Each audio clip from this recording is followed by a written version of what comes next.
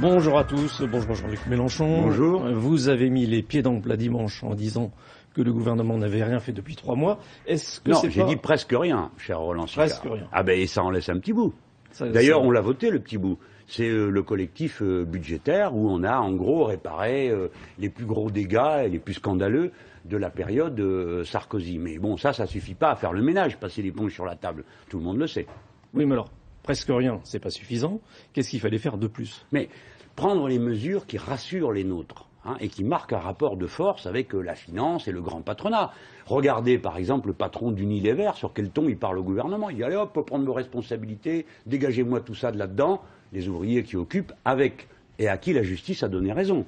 Bon, bref, il faut marquer un rapport de force. Et puis deuxièmement, il faut prendre des mesures immédiates qui sont attendues. La loi sur les licenciements boursiers, j'aimerais bien qu'on me réponde. Je ne suis pas en train de m'en prendre à des personnes, je les aime bien, je les connais tous personnellement. C'est pas le problème c'est le fond.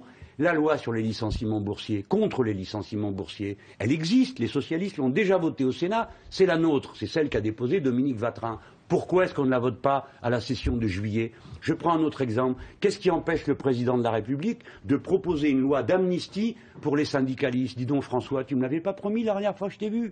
Tu m'avais pas dit qu'on allait le mettre à l'ordre du jour de la conférence sociale? Rien du tout. Des syndicalistes ont été condamnés pendant toute la période Sarkozy et eux, ils devraient maintenant applaudir en cadence. On a le temps de s'occuper d'eux. Alors justement, si ce que dit le gouvernement, c'est qu'il faut prendre le temps de faire les choses bien. Il faut, quand la gauche n'est pas au pouvoir, elle revient au bout de 10 ans.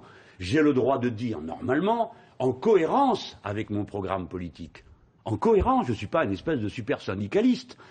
J'ai un programme politique, mais j'ai le droit de dire, nous avons fait la décision, il faudrait peut-être s'en rappeler, c'est les 4 millions de voix du Front de gauche qui ont permis qu'on batte Sarkozy et que François Hollande soit élu. Donc nous demandons que ce minimum que nous avons demandé, eh bien, nous l'obtenions. L'amnistie des syndicalistes, notamment ceux qui ont été condamnés pour avoir refusé de se soumettre à l'inscription au fichier ADN. Ça coûte de l'argent, ça? Non.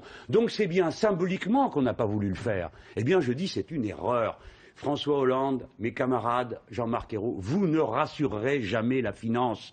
La finance, c'est des rapports de force qu'il faut faire avec elle. Et quand au bout de 10 ans d'absence du pouvoir, eh bien, tout ce qu'on trouve à faire, c'est un collectif budgétaire et une loi de rattrapage parce qu'elle a été annulée par le Conseil constitutionnel, un homme de gauche, qui est le porte-parole de la principale force qui a permis la victoire à côté de celle des socialistes, on a le droit de dire ça ne fait pas le compte sans que Sa Majesté socialiste se sente indignée et ne vienne me faire la leçon une nouvelle fois sur le ton, le style et tout le reste. Mais est-ce que cet homme de gauche ne divise pas la gauche? Non.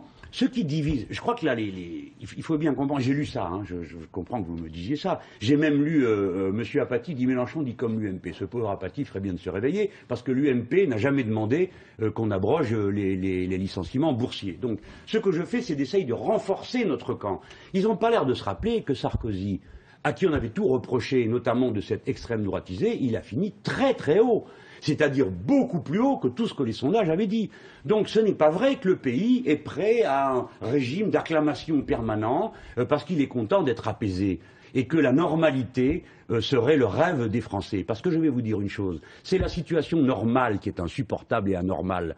C'est l'anormal dans cette cité, c'est l'essence qui coûte hors de prix et qui est un impôt quotidien sur les gens. Il faut bloquer. Mais évidemment qu'il faut bloquer, il faut montrer qu'il y a un pouvoir qui est un pouvoir populaire, qui est du côté du peuple et qui souffre avec lui, peine avec lui, fait des efforts avec lui.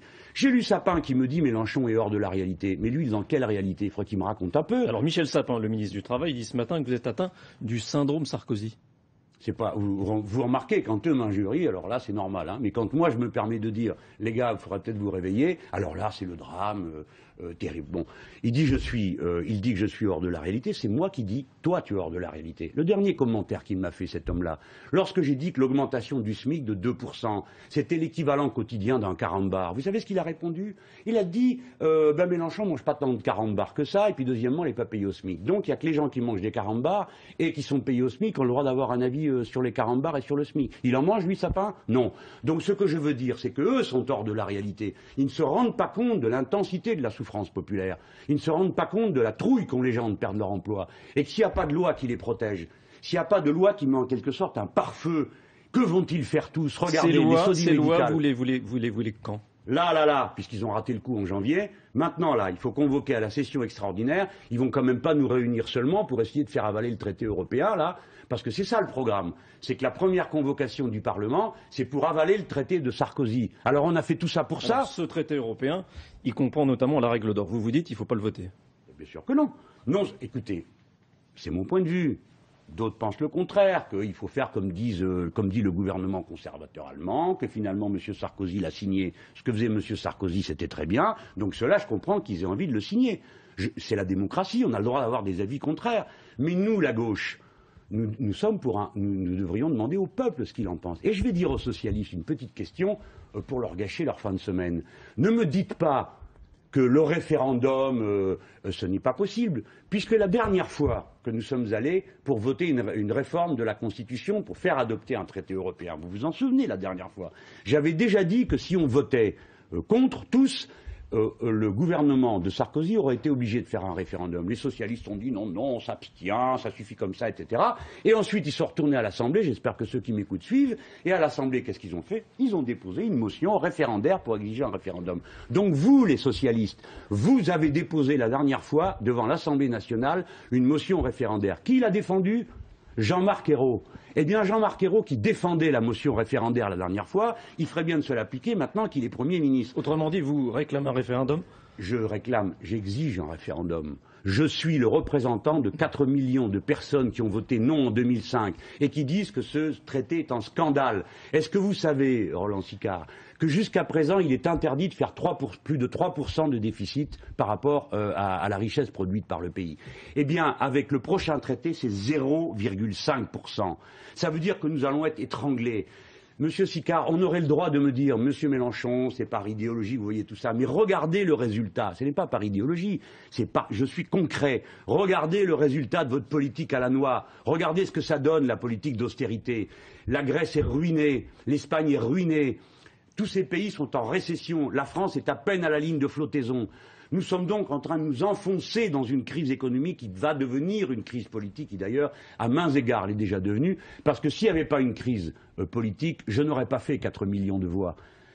Les 4 millions de voix qui sont portées sur mon nom, parce que c'est pas ma personne qui compte, c'est déjà une réponse à cette crise. Voilà. Aujourd'hui, en tout cas, le gouvernement... J'espère que vous comprenez que c'est concret. C'est pas parce que je le dis comme un Méditerranéen que je le suis, en remuant les bras et en parlant avec mon visage, qu'il faut oublier le contenu concret de ce que je dis. Ça suffit de me renvoyer sans cesse à tonnes, 10, exclame M. Mélenchon. Aujourd'hui, il y a un conseil des ministres de rentrée, avec notamment au programme le relèvement du plafond du livret A. Bonne mesure? Parfait, mais il faut le faire. Regardez, d'abord, personne n'y comprend rien. Donc il faut quand même à chaque fois expliquer. Aujourd'hui, vous pouvez déposer une somme X. 15 000 euros, c'est ça, maximum. Si vous avez 15 000 euros d'économie, pouf, vous les mettez au livret A, c'est tranquille, c'est sûr. Et cet argent sert à financer normalement, principalement, le logement social. M. Sarkozy a permis que les banques fassent ce prêt, mais enfin, on oubliera pour l'instant. Et donc, nous avons besoin de 200 000 logements nouveaux par an pour atteindre le million de logements dont on a besoin, parce que c'est incroyable de voir qu'il y a encore qu'il y a tant de gens dans la rue et qu'attendent des logements décents. Donc, pour ça, il faut que ceux qui ont des sous puissent en placer davantage sur le livret A. Aussitôt, tous les banquiers disent « Ah non, faites pas ça !» Parce que sinon, les gens ne vont pas pouvoir nous acheter des actions, des fonds de ceci, des fonds de cela et tout leur machin de tripotage financier. Donc, ils sont contre. Et le gouvernement, qui avait promis de doubler, dit bon, on va y aller par palier, tout doucement. Quand c'est les banquiers, alors là, on prend le temps. Et quand c'est les ouvriers, alors là, c'est très simple, on ne fait rien, on attend. Sur les Roms, juste un mot, le gouvernement va aussi s'en occuper cet après-midi. Bah, tant mieux, on va voir ce qu'ils vont faire. Mais franchement, Sarkozy faisait démonter les camps. Les gens ne savent pas ce que c'est que démonter un camp. Parce que ceux qui ont un camp à côté, ça les ennuie, hein, ça c'est clair. Hein. Et je comprends ça, hein, j'ai été élu local, je sais très bien de quoi on parle. Donc c'est vrai que c'est très pénible à supporter. Mais c'est pénible à supporter pour ceux qui sont autour, puis pour ceux qui sont dedans. Chaque fois qu'il y a un camp, on essaye de scolariser les gosses, on essaye de faire avancer les choses. Hein. Il y a des gens qui travaillent. Là, on casse tout et on les jette dehors. Certains, on les met dans l'avion pour les ramener en Roumanie, et les autres, ils repartent ailleurs, comme de pauvres diables qu'on aura persécutés. Ces gens-là n'ont pas le droit d'aller travailler, parce que quand ils veulent travailler, on fait payer à l'employeur 800 € de taxes, à peu près, et deuxièmement, il faut qu'ils aient une autorisation. Et le préfet, il met 2-3 mois pour donner l'autorisation. Donc vous avez besoin d'un saisonnier pour cueillir des fraises ou des melons ou de je sais pas quoi, ou vous avez besoin d'un maçon et on vous dit, attendez, dans 2 mois, peut-être que le préfet va dire oui. Qui embauche? Personne. Donc je ne dis pas qu'il y aurait du travail forcément pour eux, mais commençons par prendre les mesures qui leur permettent de respirer. Deuxièmement, construisons des logements si nous voulons loger tout le monde dans ce pays. C'est rien de loger tout le monde, c'est rien du tout. On peut le faire. Et il faut encore en avoir la volonté. Donc c'est pas parce qu'on avait avant un président de la République qui était un agité que maintenant il nous en faut un qui nous chloroformisme. D'accord? Voilà. Donc c'est le point où on en est. Maintenant, action. Merci. Laurent, c'est à vous. Merci messieurs, bonne journée. On va passer à la météo.